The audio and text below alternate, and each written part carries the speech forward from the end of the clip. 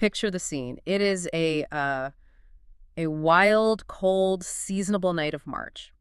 But this isn't just any wind. Stevenson describes it as if the wind is literally tilting the moon onto its back. Yeah, the clouds are moving incredibly fast. He calls it a flying rack of the most diaphanous and lawny texture. Exactly. It's the kind of night where the very atmosphere feels heavy. It's loaded with this crushing anticipation of calamity.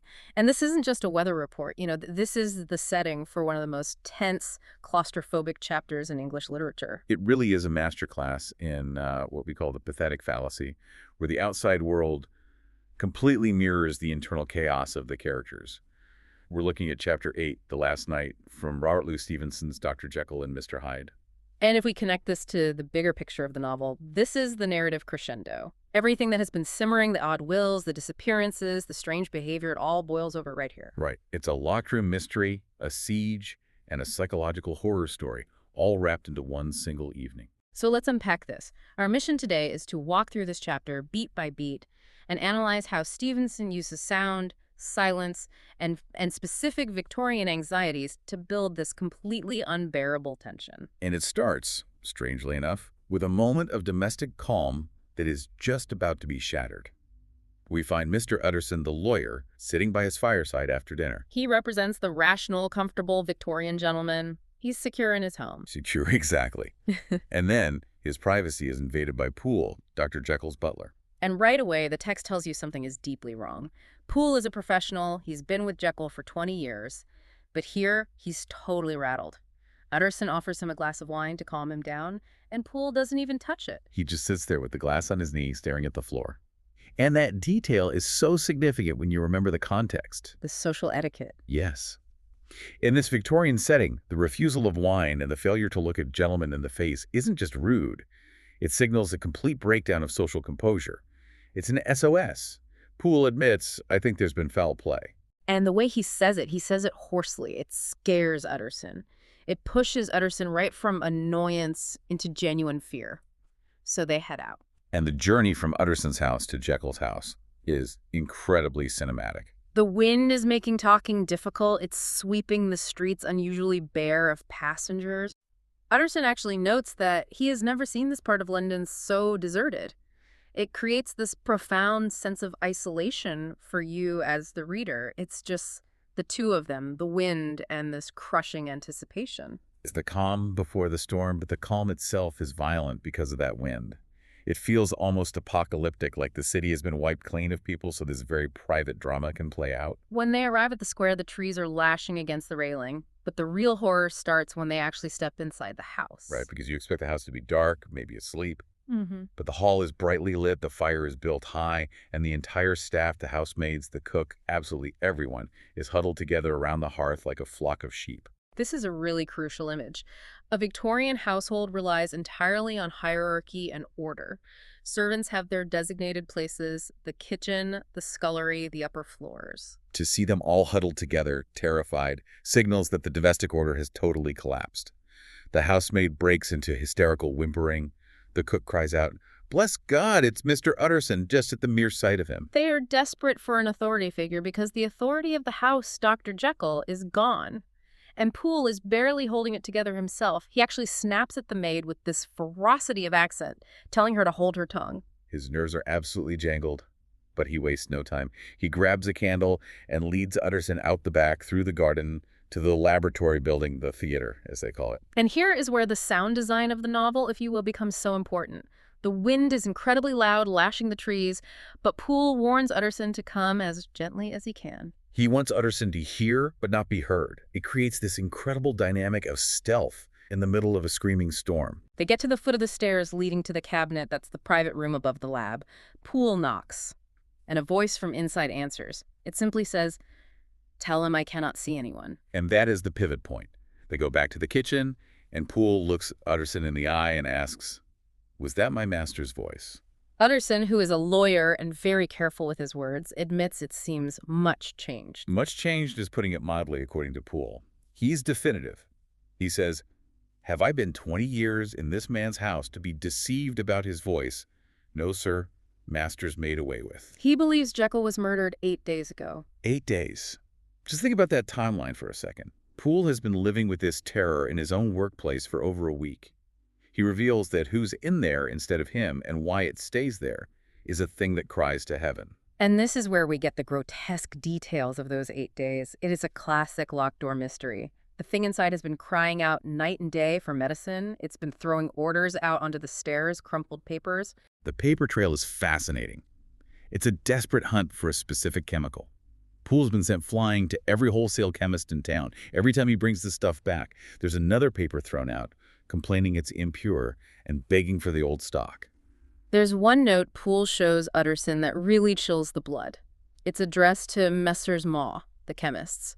It starts composed, very formal, asking for the old quality. But then the writer's emotion just breaks loose. There's a splutter of the pen, and it ends with this frantic plea. For God's sake, find me some of the old. For God's sake, it's pure desperation. It's not just a chemical dependency. It feels entirely existential. And Utterson, looking at the handwriting, has to admit it looks exactly like the doctor's hand. But Poole doesn't care about handwriting anymore. He has moved past logic into visceral experience. He tells Utterson, I've seen him. This is the eyewitness account that changes everything. Poole describes coming into the theater suddenly. The cabinet door was open. The creature was digging among the crates, frantically looking for the drug. When it saw Poole, it gave a kind of cry and whipped upstairs. What stands out here is the physical discrepancy. Poole emphasizes that Jekyll is a tall, fine build of a man. But this figure, he calls it a dwarf. He says he knows exactly where Jekyll's head reaches on the door frame, and this thing was far too short. And the mask. That's the detail that sticks with me. Poole asks, if that was my master, why had he a mask upon his face? And then the animalistic traits. He describes the thing crying out like a rat. That specific choice of words, rat, Monkey Stevenson, is deliberately stripping away the humanity of the antagonist. Poole says the feeling of seeing it went down his spine like ice. He felt it in his marrow. It's a biological revulsion. Exactly. He says, I give you my Bible word. It was Mr. Hyde. So the pieces are falling into place for Utterson. He believes Jekyll has been murdered, and the murderer Hyde is still lurking in the room, unable to leave for some reason. So he makes a decision. Let our name be Vengeance. They're going to break down the door. The siege tactics here are very specific. Utterson is methodical. He calls in Bradshaw, the footman. He realizes the creature might try to bolt out the back door, so he sends Bradshaw and a scullery boy around the block with a pair of good sticks to guard the laboratory door. They give them 10 minutes to get into position. Those 10 minutes, the way Stevenson writes this wait, is agonizing. Utterson and Poole are standing in the yard. It's pitch dark now. The wind is tossing the candlelight. They are just listening. And they hear the footfalls. This is one of the eeriest sounds in the book. It's not the heavy creaking tread of the doctor. It's described as a patient foot going up and down, up and down. Poole describes it as having a light, swingy way. And Poole whispers something that just makes your skin crawl. He says, once I heard it weeping. Weeping. That is the moment where the horror completely shifts gears. Weeping like a woman or a lost soul. That suddenly humanizes this rat-like thing, doesn't it? It's not just roaring or pacing angrily, it's despairing. It connects directly to the bigger picture of the duality. It's not just pure evil, it's pure misery. It suggests that Hyde is trapped in a situation he cannot control, perhaps even mourning the loss of the other self. But the 10 minutes are up. The time for pity is over. Utterson demands entry. He cries out, Jekyll, I demand to see you. Silence. Then he gives a warning. If not by fair means, then by foul. And then the voice comes back, and this time it's pleading, Utterson, for God's sake, have mercy. And Utterson knows that voice. It isn't the controlled voice of Henry Jekyll. He screams, that's not Jekyll's voice, it's Hyde's. Down with the door, Poole! And the action just explodes. Poole swings the axe, the blow shakes the whole building, and from inside there's a dismal screech, as of mere animal terror. It takes 5 blows. The door is made of tough wood, excellent workmanship, which is another symbol of Jekyll's privacy and secrecy being so incredibly hard to break. The lock bursts, the door falls inwards on the carpet. And then stillness. The contrast is completely jarring. They've just smashed their way in with an axe, expecting a bloody fight with a monster. But they look into the room, and it's the quietest room in London. The lamp is lit. The fire is glowing and chattering on the hearth. The kettle is singing its thin strain. Tea things are laid out. It's a scene of perfect domesticity. You can almost smell the tea in the fire. It creates this immense cognitive dissonance, immense violence at the door, but peace inside. Except, of course, for the body lying in the middle of the floor. Right. There lies the body of a man, sorely contorted. They turn it over. It is Edward Hyde. But look at the details here. He's dressed in clothes that are far too large for him. They are of the doctor's bigness. The cords of his face are still moving, but he's dead. Utterson spots the crushed file in his hand and smells the strong scent of kernels. Cyanide. Exactly, a self-destroyer. Suicide. Hyde has killed himself rather than be captured or face the gallows. Utterson says sternly, "We have come too late, whether to save or punish." But now the mystery shifts. Hyde is dead. But where is Jekyll? They have to find the body of the master. They assume Hyde killed him and hid the body somewhere in the building. So they tear the place apart. They search the theater, the corridor, they go down to the cellar. It's full of crazy lumber and cobwebs. When they open the door, a perfect mat of cobweb falls, proving it hasn't been opened for years. Jekyll isn't there. They check the back door, the one Bradshaw was guarding. It's locked. And here's a great clue. The key is lying on the floor, stained with rust. And not just rusty. Poole points out it's broken. It looks as if a man had violently stamped on it.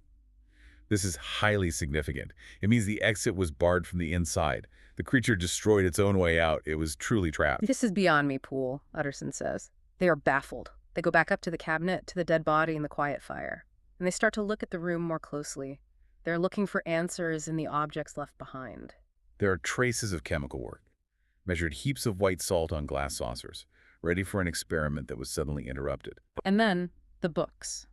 There's a pious work on the shelf, a book Jekyll deeply esteemed. But when they look at it, it's annotated with startling blasphemies, scribbles of absolute hatred and rejection of religion. That is the internal conflict manifest right on the page, the hatred of the good side.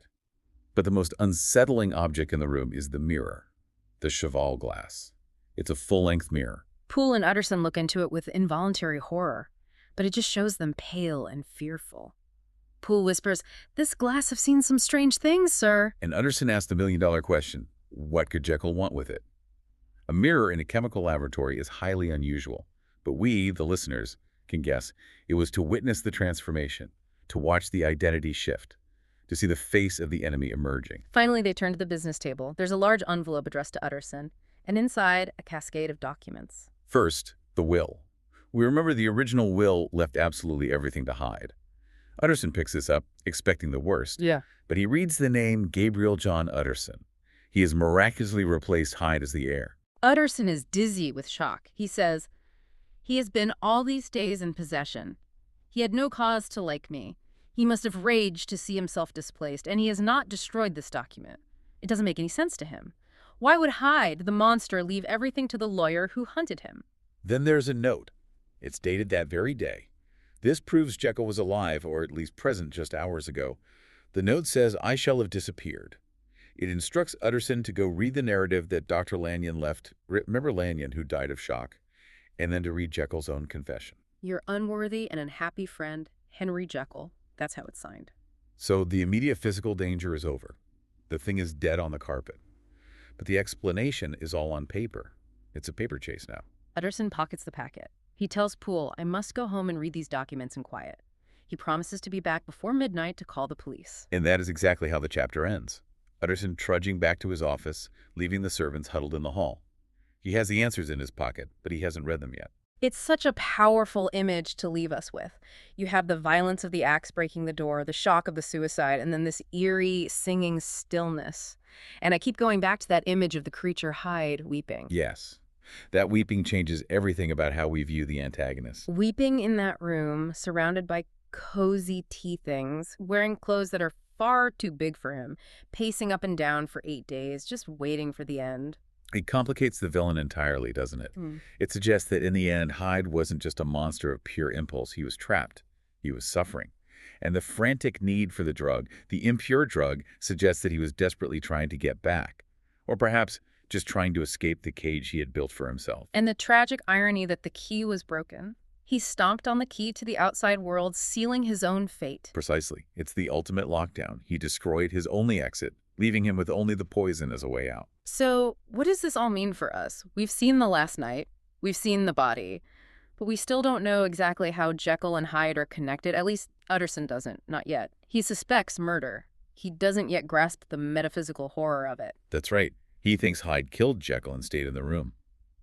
He is applying standard criminal logic to a profoundly supernatural problem. He's about to have his entire Victorian worldview shattered when he opens those documents. Well, we are going to leave Mr. Utterson to his reading, but before we go, I want you, the listener, to think about that mirror in the lab, the cheval glass. Imagine standing in that silent room with the fire crackling, looking into that tall glass and wondering who else has looked in here and what face stared back. A truly chilling thought to end on. Thanks for diving deep with us into the foggy streets of London. We'll see you on the next one.